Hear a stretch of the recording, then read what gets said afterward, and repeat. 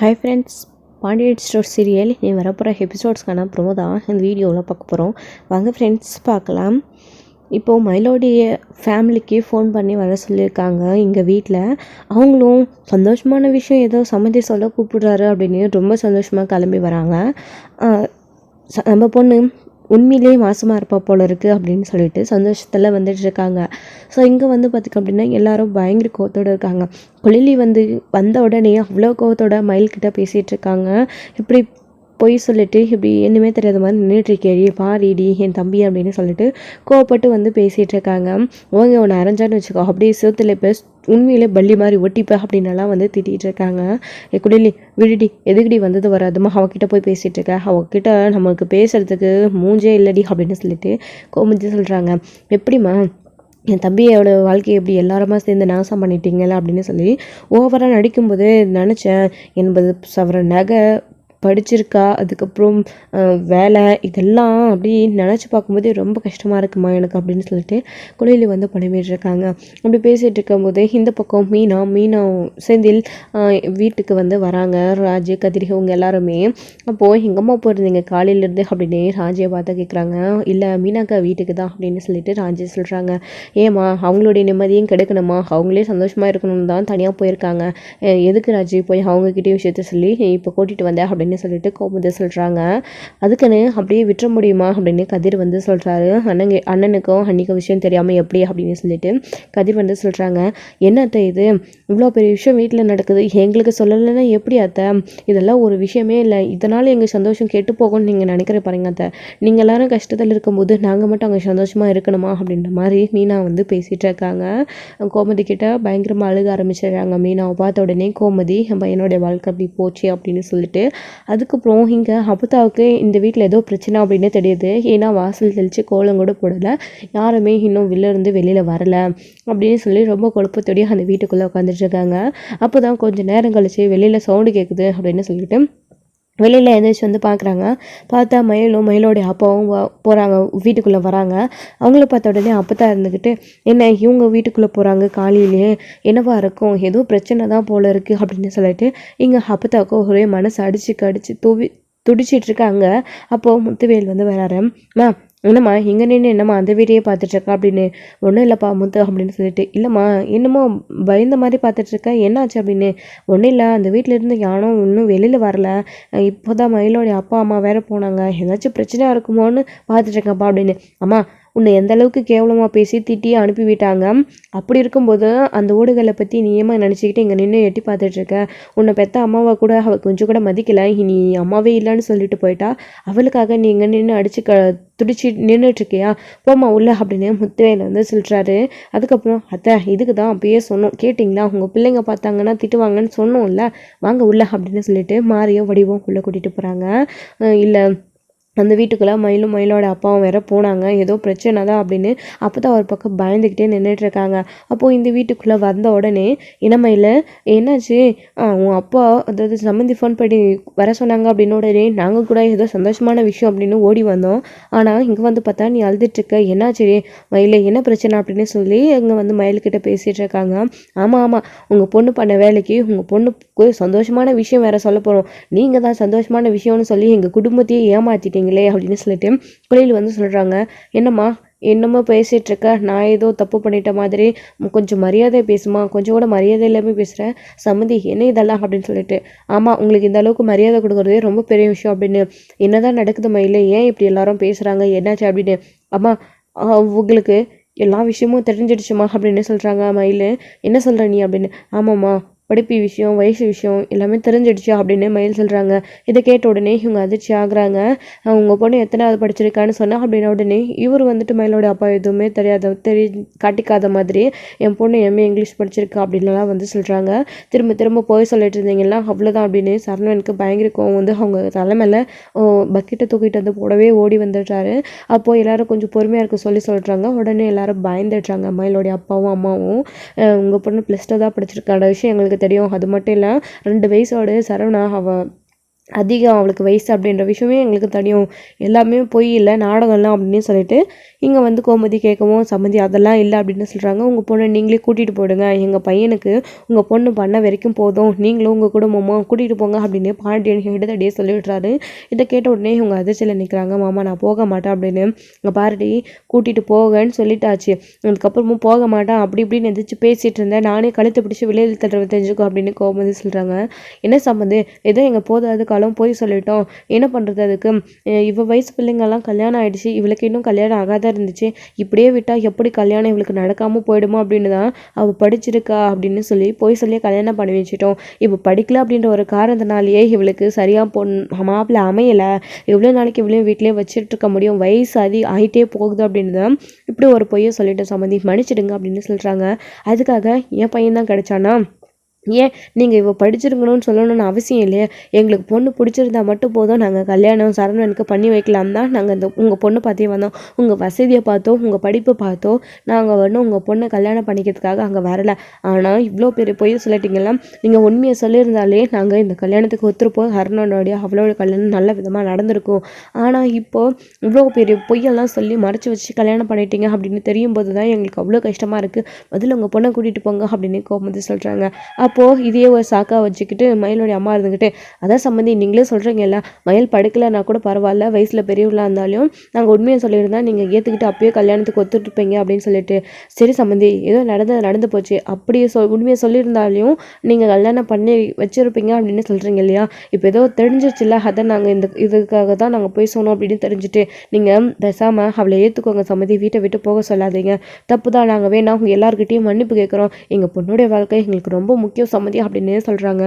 C என்ன மாதிரி குடும்பம் நீங்கள்லாம், இவ்வளோ நடந்துட்டுருக்கு, அது அப்புறமும் இதுதான் உண்மையை சொல்லி நாங்கள் கல்யாணம் பண்ணி வச்சுருந்தா நாங்கள் ஒத்துருந்துப்போங்க இல்லை அப்படின்னு சொன்ன உடனே இதையே சாக்கா வச்சுக்கிட்டு திரும்பவும் அவளை ஏற்றுக்க சொல்லி கெஞ்சுறீங்களே, சே என்ன அப்பா அம்மாலாம் நீங்கள்.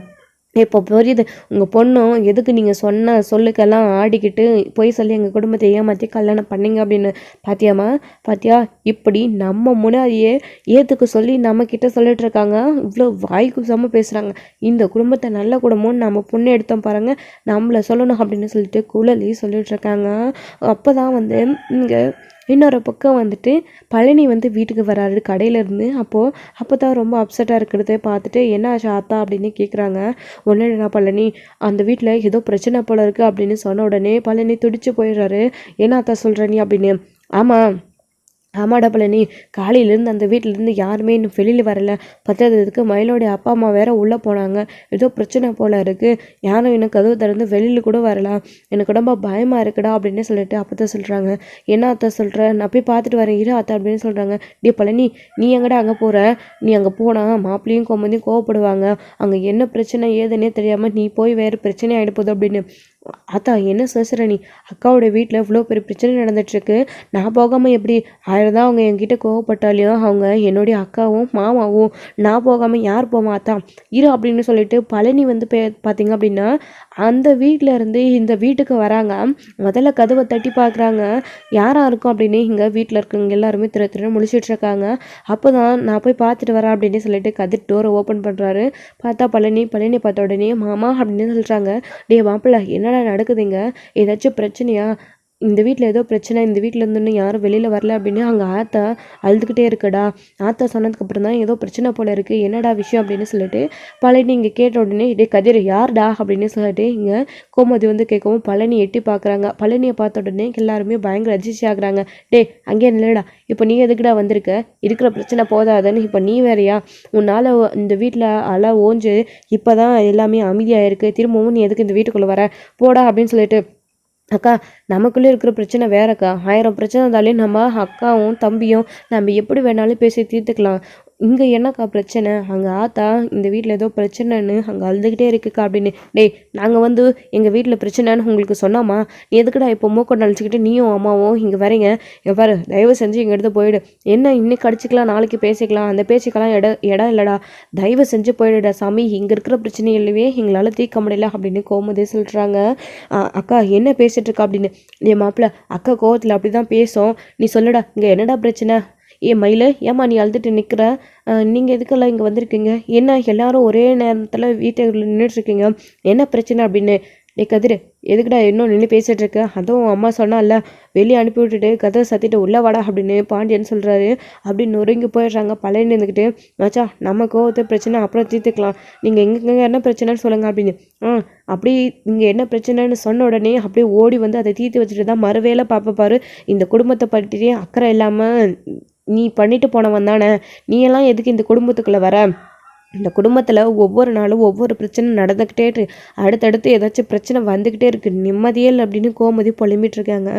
என்ன மச்சான் அக்காவும் மாமாவும் இந்த அளவுக்கு கோவப்படுறாங்க, கதிர் என்னடா ஆச்சு, ஏன் இவ்வளோ பிரச்சனை கோவம் அப்படின்னு சொல்லிட்டு பழனி கேட்டுக்கிட்டு இருக்காரு. மாமா அது வந்து அப்படின்னு கதிர் தாங்கிட்டு நின்றுட்டுருக்காரு. எதுவாக இருந்தாலும் சொல்லடா, இந்த மாமா கிட்டே நீ சொல்ல மாட்டியா, என்னதான் இந்த குடும்பத்துலேருந்து நீங்கள் எல்லோரும் எனக்கு கழுத்தை விடிச்சு வெளில தரனாலும் இது என்னோட குடும்பம்டா, இந்த குடும்பத்துக்கு ஒன்றுனா நான் வந்து நிற்பேன், என்னாச்சு அப்படின்னு பழனி வந்து கேட்குறாரு. மாமா இது நாம் நினச்சா தீக்கிற பிரச்சனை கிடையாது மாமா அப்படின்னு கதிர் சொல்லவும், என்னடா சொல்கிறா, அப்படி என்னடா அப்படின்னு. இல்லை மாமா அவங்க இருக்காங்கல்ல அப்படின்னு. யாருடா அப்படின்னு. அதான் சரணனோட ஒய்ஃப் இருக்காங்கல்ல அப்படின்னு. ஏன்டா மயில்டா அந்த பிள்ளை என்னடா பண்ணுச்சு அப்படின்னு. இல்லை மாமா அவங்க ஏகப்பட்ட பொய் சொல்லியிருக்காங்க, அவங்க மட்டுமே இல்லை அவங்க குடும்பமே சேர்ந்து பொய் சொல்லியிருக்காங்க அப்படின்னு சொல்ல உடனே பழனி ஆடி போயிடுறாரு. என்னடா சொல்கிற நீ, என்ன பொய் அப்படின்னு. இல்லை அவங்க +2 தான் படிச்சிருக்காங்க, அதுக்கு மேலே அவங்க அண்ணனோட 2 வயசு பெரியவங்க, இவங்க ஃபேமிலி எல்லாருமா பொய்யோ சொல்லி அண்ணனுக்கு ஏமாற்றி கல்யாணம் பண்ணி வச்சுட்டாங்க. இந்த விஷயம் அண்ணனுக்கு தெரிஞ்சு அண்ணன் ரொம்ப ஒடிஞ்சு போச்சு, வீட்டில் எல்லாருக்கும் இப்போ தான் விஷயம் தெரியும், அதான் எல்லோரும் பேசிகிட்டு இருக்கோம் அப்படின்னு சொல்லிட்டு கதை சொன்ன உடனே, டே என்னடா நீ பொய்யை பற்றி அவங்கிட்ட போய் பேசிகிட்டு இருக்க, அவன் நம்மக்கிட்ட பொய்ய சொல்லாத பொய்யவா இவன் சொல்லிட்டான், ஒரு விதத்தில் இவ்வளோ கூட மன்னிச்சிடலாம்டா, ஆனால் அவனை மன்னிக்க முடியாது, எதுக்குடா இப்போ அவங்ககிட்ட பேசிகிட்டு இருக்கேன் அப்படியே சொன்ன உடனே அவன் என்ன வந்து தீர்த்து வச்சுட்டு போகிறானா, வேலையை பாருடா விட்டுட்டு அப்படின்னு கோபந்து சொல்லிட்டு இருக்காங்க. இது மாப்பிள்ளை என்னடா மாப்பிள்ளை இப்படியெல்லாம் நடந்திருக்கு, உனக்கு எப்படி ஆறுதல் சொல்கிறதுனே தெரியடா மாப்பிள்ளை அப்படின்னு பழனி வந்து நிற்கிறாரு. உடனே சரவணன் கையை உதறி விட்டுறாரு. அப்படின்னு சொல்லிட்டு, எனக்கே ஆல்ரெடி தலைக்கு மேலே பிரச்சனை இருக்குது, இதில் நீங்கள் வேறையா போங்க அப்படின்னு சொல்லிட்டு சரவணன் வந்து சொல்கிறாரு. அண்ணா உன் மேலே அக்கறைப்பட்டு தானே மாமா பேச வந்திருக்காரு, ஏன்னு அப்படி கோவப்படுற அப்படின்னு. நீ கதிரே இவரை பற்றி உனக்கு தெரியாதடா, இதோ இவன் என் முதலில் கொடுத்தனா, ஆனால் அவர் நம்ம எல்லாரோடைய வீட்டிலேருந்து நேருக்கு நேராக நெஞ்சிலே குத்திருக்கிறாரா, முதுகு குத்துறவரை கூட நம்பிடலாம், ஆனால் இப்படி நேருக்கு நேரம் குத்துறவரை நம்பவே கூடாது அப்படின்னு சரணன்னு சொல்கிறாரு. பழனி ரொம்ப அசிங்கப்பட்டு போகிறாரு. என்னதான் அசிங்கப்பட்டு அவமானப்பட்டு அந்த வீட்டுக்குள்ளே நின்னாலும் இது நம்மளோட குடும்பம் அப்படின்னு பழனி திரும்பவும் வந்து அங்கே நிற்கிறாரு. ஆனால் அவரை ஒரு மனுஷனா கூட மதிக்காமல் எல்லாரும் வீட்டை விட்டு அவர் வெளியில் போக சொல்லிட்டு இருக்காரு. எங்கள் பிரச்சனையை நாங்களே பார்த்துக்குறோம், அவர் வெளியில் போக சொல்லுங்க அப்படின்னு சொல்லிட்டு அப்புறமா கதிர் ஒரு வழியாக இருந்துக்கிட்டு, மாமா விடுங்க மாமா, இது ஏதோ வீட்டு பிரச்சனை இல்லை, நம்ம பேசி சரி பண்ணி வைக்கிறதுக்கு, இது அவங்களுக்குள்ள இருக்கிற பிரச்சனை, இதை அவங்க அப்பா அம்மா பேசி சரி பண்ணிடுவாங்க, இங்கே வாங்க மாமா அப்படின்னு சொல்லிட்டு நீங்கள் போங்க அப்படின்னு சொல்லிட்டு கதிர் வந்து சொல்கிறாங்க. இல்லைடா மாப்பிள்ள அது வந்து அப்படின்னு.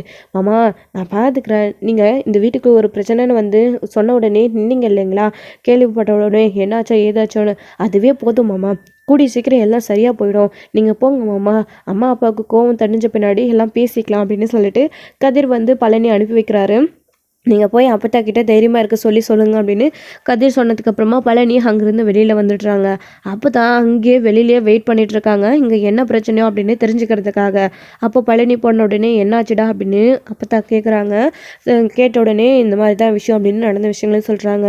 ஐயோ என் பொண்ணுக்கு என் மகளுக்கு மட்டும் ஏன் என் பேரனுங்களுக்கெல்லாம் இப்படி நடக்குது அப்படின்னு அப்பத்தா புலம்பிகிட்ருக்காங்க. ஸோ வந்து போதுமாத்த உங்களுக்கு இப்போ என்ன பிரச்சனைன்னு தெரிஞ்சிச்சா, ஏன் இந்த வீட்டுக்குள்ளே எவ்வளோ பிரச்சனை நடக்குதுன்னு இன்னுமே புரியல அப்படின்னு மாறிய முடிவும் கூட சொல்லிட்டு இருக்காங்க. இதை நினச்சி இது கேள்விப்பட்ட முத்துவேலும் சக்திவேலும் பயங்கரமாக சந்தோஷம் தான் பண்ணுறாங்க. பாண்டியனோட குடும்பத்தில் ஒரு பிரச்சனைனா முதல்ல சந்தோஷப்படுறது அவங்க மட்டும்தானே, ஸோ இப்படி தான் ஆகணும் அவனுக்கு அப்படின்னு சொல்லி சந்தோஷப்படுறாங்க. ஸோ இன்னொரு பக்கம் இங்கே அவங்க போனதுக்கப்புறமா இருக்கிற பிரச்சனையில் இவன் வேற வந்துட்டான், பிரச்சனையை சரி பண்ணுறான் அப்படி இப்படின்னு சொல்லிட்டு. ஏங்க நீங்கள் இன்னும் கிளம்பலையா, உங்களுக்கு எத்தனை தடவை சொல்லுவாங்க, நீங்கள் முதல்ல இங்கேருந்து கூட்டிகிட்டு போங்க அப்படின்னு சொல்லிட்டு இருக்காங்க. சம்மந்தி அதெல்லாம் வேணாம் சம்மந்தி, மன்னிச்சிடுங்க சம்மந்தி அப்படின்னு சொல்லிட்டு சொல்கிறாங்க. அவங்களெல்லாம் எந்த ஜென்மத்திலையும் நாங்கள் மன்னிக்கவே முடியாது, தயவு செஞ்சு இந்த வீட்டை விட்டு வெளியில் போங்க அப்படின்னு சொல்லிட்டு இருக்காங்க. கோமதியுமே இருந்துக்கிட்டு சொல்ல கேட்காம இங்கே நின்றுட்டுருக்காங்க அப்படின்னு சொல்லிட்டு கழுத்தை பிடிச்சி வெளியில் தள்ளிடுறாங்க. மயில வந்துட்டு கோமதி வந்துட்டு கோமதி கொஞ்சம் அவசரப்படாது இருடி அப்படின்னு. ஏங்க அவங்க இந்த ஜென்மத்தில் வெளியில் போகிற மாதிரி தெரில, பேசாமல் நாமளே எல்லாரும் வெளியே அனுப்பிட்டு கதவை சத்திரலாம் அப்படின்னு கோமதி சொல்கிறாங்க. அப்பா அம்மா சொல்கிறது தான்ப்பா கரெக்டு, இவ்வளோ இது வரைக்கும் பொறுத்து நம்ம போனதே சரி போதும் அப்படின்னு சொல்லிட்டு குளியலி கூட சொல்கிறாங்க. எங்கடி உன் பேகு உன் நகை நட்டு எல்லாத்தையும் எழுடு அப்படின்னு சொல்லிட்டு குளியலி வந்து அதை பேக் பண்ணி எடுத்துகிட்டு வரதுக்காக போகிறாங்க. அப்போது எல்லா துணியெல்லாம் பேக் பண்ணி எடுத்துகிட்டு வந்ததுக்கப்புறமா அம்மா அவளோட பொருள் வேறு என்னென்ன இருக்கோ குடுமா எல்லாத்தையும் கொடுத்து அனுப்பிடலாம் அப்படின்னு சொல்கிறாங்க. இதோட அவளுக்கும் நம்ம தம்பிக்கும் ஒட்டும் இல்லை உறவும் இல்லை அப்படின்னு குளியலி சொல்கிறாங்க. அதை தானே உன் அப்பா பேசிகிட்டு இருக்காரு, எல்லாத்தையும் அவளே எடுத்துகிட்டு போவா, அமைதியாரு நீ அப்படின்னு சொல்கிறாங்க. ஆமாம் அமைதியெல்லாம் இருக்க முடியாதம்மா, நீ குடுமா அப்படின்னு சொல்லிட்டு டாடி பேக் எல்லாத்தையும் எடுத்துகிட்டு கிளம்பு அப்படின்னு சொல்கிறாங்க. அப்போ தான் இங்கே நம்ம கோமதி இருந்துக்கிட்டு இருடி ஒரு நிமிஷம், அவளுடைய நகைலாம் இருக்குல்ல அதையும் கொடுத்து அனுப்பலாம், எடுத்துகிட்டு போட்டோம் அப்படின்னு உடனே இங்கே ரொம்ப பதறி போயிடுறாங்க. இன்னும் அந்த நகை விஷயம் மட்டும்தான் வெளியில் தெரியாது, அதுவும் தெரிஞ்சால் நம்ம என்ன ஆக போகிறோமோ அப்படின்னு மயில் பதற ஆரம்பிச்சிடுறாங்க. உடனே மயிலோடைய அப்பாவுக்குமே அதே தான். ஸோ வந்து நகையை கொண்டு வர போகிறாங்க அப்படின்னு சொல்கிறாங்க. அது எடுத்துகிட்டு வந்து ஒரு வேளை திறந்து காட்டிட்டா மாட்டிப்போமி அப்படின்னு பயப்பட ஆரம்பிக்கிறாங்க. அதுக்கப்புறமே வந்துட்டு மயிலோடைய அப்பா அம்மா எல்லாருமே ராஜியையும் அதுக்கப்புறம் வந்து மீனாவையும் பார்க்குறாங்க. கதிருக்கு இந்த விஷயம் தெரியும், கதிர் இதில் ஷாக்காகி நிற்கிறாங்க. இப்போ என்ன பண்ணுறது அப்படின்னு சொல்லிட்டு அதுக்கப்புறம் அந்த கோமதி கொண்டு வந்த உடனே இந்தாங்க உங்கள் நகை, இதில் எல்லாமே கரெக்டாக இருக்கான்னு செக் பண்ணி பார்த்துக்கோங்க அப்படின்னு சொல்லிட்டு கோமதி வந்து சொல்கிறாங்க. அப்போ பாண்டியன் நின்றுக்கிட்டு என்ன கோமதி அவங்கக்கிட்ட என்ன நீ செக் பண்ணி பார்க்க சொல்லி கொடுத்துட்ருக்க, நீ எல்லாம் சரியாக இருக்கான்னு பார்த்துட்டு நீ செக் பண்ணி பாரு முதல்ல அப்படின்னு பாண்டியன் சொல்கிறாரு. ஆமாங்க நான் செக் பண்ணிக்கிறேன் அப்படின்னு சொல்லிட்டு அதை வந்து ஓப்பன் பண்ணால் கருத்து போயிருக்கு. பார்த்த உடனே கோமதி பயங்கர அதிர்ச்சி ஆகுறாங்க. என்னடி என்ன செக் பண்ணி பார்த்து கொடுக்க சொன்னால் இப்படி பேனை வாயை பார்த்துட்டு நின்றுட்டுருக்கேன் அப்படின்னு சொல்லிட்டு பாண்டியன் கேட்குறாங்க. ஏங்க குழலி மீனா ராஜி அப்படின்னு பயங்கரமாக தடுமாறுறாங்க. கோமதி இருந்துக்கிட்டு போச்சே நம்ம எந்த விஷயம் தெரியக்கூடாதுன்னு நினச்சோமோ அது தெரிஞ்சிடுச்சு அப்படின்னு சொல்லிட்டு இப்போ இவங்க ஒரு பக்கம் பதற ஆரம்பிச்சிடுறாங்க ராஜி மீனா. அதுக்கப்புறம் வந்து சம்மந்தி அம்மா ஓப்பன் பண்ணி பார்த்துட்டாங்களே அப்படின்னு சொல்லிட்டு இப்போ என்ன நடக்க போதோ அப்படின்னு அதிர்ச்சி மேலே அதிர்ச்சியாக காத்துக்கிட்டு இருக்கு கோமதிக்கு. இதை திறந்து பார்த்த உடனே பயங்கர அதிர்ச்சியான உடனே தடுமாறவும் என்னடி பேன் நின்றுட்டுருக்க அப்படின்னு குளிலி இதை கொஞ்சம் பாரு அப்படின்னு சொல்லிட்டு என்னம்மா அவன் நகை தானே அதில் என்ன அதிசயம் இருக்குன்னு அதை பாருன்னு சொல்லிட்டு இருக்க குடுமா அப்படின்னு சொல்லிட்டு வாங்கி மூடி போட்டு கொடுக்கலாம் அப்படின்னு சொல்லிட்டு குழலி வாங்கி மூடி போடும்போது கவனிக்கிறாங்க. அது மொத்தமாக கருத்து போயிருக்குமா. என்னம்மா இது அவளோட வீட்டில் இருந்து போட்ட நகையாக தான் எடுத்துகிட்டு வர சொன்னால் இதுக்கு போய் கவரிங் எடுத்துகிட்டு வந்திருக்கா, இது யாரோட நகைமா அப்படின்னு குழலி கேட்குறாங்க. இதை பார்த்தா உனக்கு ஒன்றும் தெரியலையடி, இது அவள் வீட்டில் இருந்து அவளுக்கு போட்ட நகை தாண்டி அப்படின்னு சொல்கிறாங்க. என்னம்மா அவங்க வீட்டிலேருந்து தங்க தானே போட்டாங்க, அப்போ இது கவரிங்கா, என்ன நகையும் கவரிங்கு தானா, இதுவும் பொய்யா அப்படின்னு குழலே கண்டுபிடிச்சிடுறாங்க. இப்படி கண்டுபிடிச்ச உடனே எல்லாரும் பயங்கர அதிர்ச்சி ஆகுறாங்க. அப்பா எல்லாரும் பாருங்களே, டே சரவணா இங்கே வந்து பாருடா, இவ வீட்டிலேருந்து போட்டது 80 சவரம் அப்படின்னு சொன்னது மொத்தமும் அப்போ கவரிங்கா, அம்மா எல்லா நகையும் காட்டுமா அப்படின்னு எல்லாத்தையும் ஓப்பன் பண்ணி பார்க்குறாங்க. பார்த்தா எல்லாமே கவரிங்கு. பார்த்த உடனே இன்னும் இடிஞ்சு போயிடுறாங்க. சரவணன் தலை மேலேயே கையை வச்சு அப்படியே உடஞ்சி போயிடுறாங்க. தலையே ரெண்டாக வெடிக்கிற மாதிரி சரவணனுக்கு தோண ஆரம்பிக்குது. ஏண்டி அப்போது இந்த நகையும் உண்மை கிடையாதா, இதுவும் பொய் தானே, அதானே இவ்வளோ பொய் சொல்லி இந்த கல்யாணத்தை நடத்துனீங்க, இந்த நகை போகிறதுக்கு மட்டும் உங்களுக்கு எங்கேருந்து பணம் வந்துட்டுருக்கோம், அதான் இதுலேயும் ஒரு பொய்யை சொல்லி கவரிங்கை போட்டு என் தலையில் கட்டிட்டீங்களே மா, பாத்தியாம்மா எந்த அளவுக்கு கேடிங்களா இருக்காங்க அப்படின்னு சொல்லிட்டு பாண்டியன் இன்னுமா அடி போயிடுறாரு. இதுக்கப்புறம் ஒரு நிமிஷம் கூட இந்த வீட்டில் நிற்கவே கூடாது, அவங்க நிற்கிறதுக்கு கூட தகுதி இல்லை அப்படின்னு முடிவு பண்ணிடுறாங்க பாண்டியன். ஸோ இதோட இந்த எபிசோடு வந்து முடிச்சிருக்காங்க. அடுத்தடுத்த எபிசோடில் என்ன நடக்க போகுது, ராஜியும் மீனாவும் இது ஏற்கனவே கவரிங் அப்படின்ற விஷயத்த சொல்ல போகிறாங்களா, ஸோ என்ன நடக்க போகுது அப்படின்றத வெயிட் பண்ணி பார்க்கலாம் ஃப்ரெண்ட்ஸ். தேங்க்யூ. இந்த வீடியோ உங்களுக்கு பிடிச்சிருந்தா லைக் பண்ணுங்கள், ஷேர் பண்ணுங்கள், கமெண்ட் பண்ணுங்கள், மறக்காமல் பெல் ஐக்கானை கிளிக் பண்ணி வச்சுக்கோங்க.